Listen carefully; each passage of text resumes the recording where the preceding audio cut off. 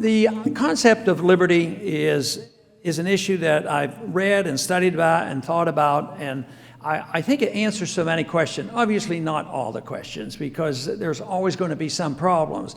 But turning so much over to government, whether it's housing or medical care or how we live, it just leads to more trouble. But if you understand the concept of liberty, and liberty is our own, and we have rights and we have responsibilities. But it should not be divisive. Some people shouldn't want liberty for one reason, but not the other. Somebody else wants it for this reason, but not this. Why can't it be both social liberty, religious liberty, as well as economic liberty? It should bring us all together.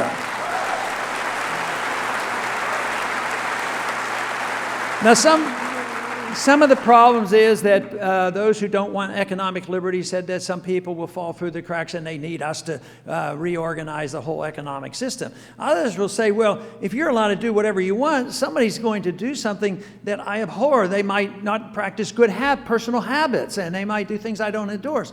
Well, that's one thing that you would have to accept in a free society. If they don't hurt other people, I mean, just think in religion. We accept people with different religious values, but we don't have to endorse religious values of everybody. Some people don't even have religious values. But if they're not going to go out and hurt people, I mean, what are you going to do about it? You can't change their minds. And that's the way it is on personal habits. But we've been tempted so much over the many, many decades that we're going to mold people's behavior, both domestically and internationally. And all we do is we use force, and it backfires on us.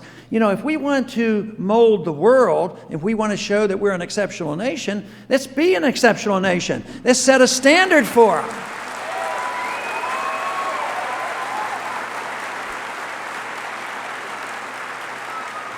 If we have a wonderful free society and sound money, and we have prosperity, we protect civil liberties, and we understand about how people come together under the banner of freedom, and we have a foreign policy that defends this country, and we don't meddle in the affairs of others, maybe people would want to emulate us. Just think, though, over these many years of the bombs having been dropped and all the force, whether it was in Korea or Vietnam and all these places in the Middle East, and it's all backfiring and bankrupting us, it would be so much better. I can't help but think about those years I was in the military.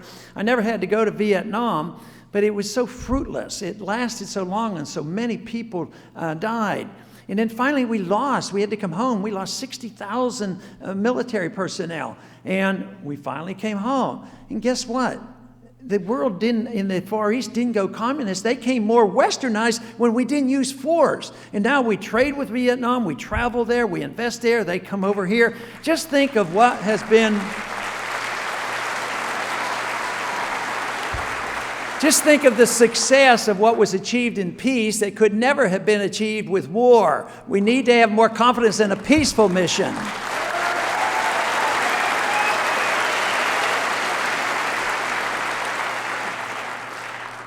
Benjamin Franklin said, those who expect to reap the benefits of liberty must undergo the fatigue of supporting it. I don't think you have to use the word sacrifice. I don't think fighting for liberty is a lot of sacrifice. Even economically speaking, everybody say, you really have to sacrifice if you're going to get our house in order. No, the people who live beyond their means, who got themselves into bankruptcy, they should go bankrupt. You shouldn't have to suffer. You should be able to keep your wealth.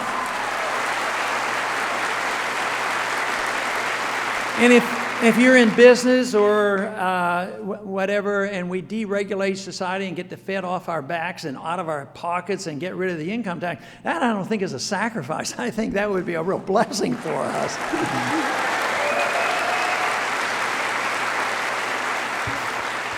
But we are challenged, and I'm an optimist now. As I travel the country, and compared to 5 years ago, the country is much more alert. They're much more enthusiastic. I think this young generation will make a difference, but we need to band together. We can't always say now, well, if we keep doing this, we're going to pass all these problems on to the next generation. I don't think we can say that anymore. I think it's this generation right now. It's us. It's for our business to get busy and restore the republic. Thank you very much.